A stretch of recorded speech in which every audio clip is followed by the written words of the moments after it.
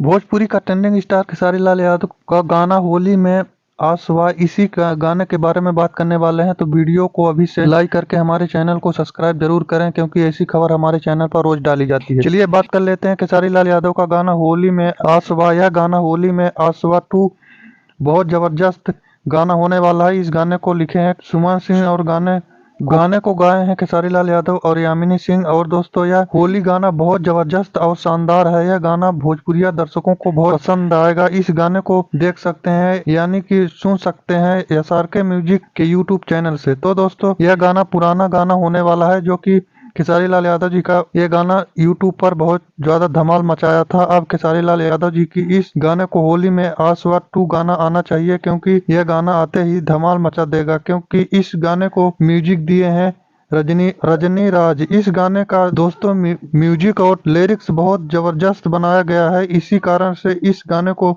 Number 2 आना चाहिए। तो दोस्तों, वीडियो पसंद आए तो लाइक करके हमारे चैनल को सब्सक्राइब जरूर करें। धन्यवाद।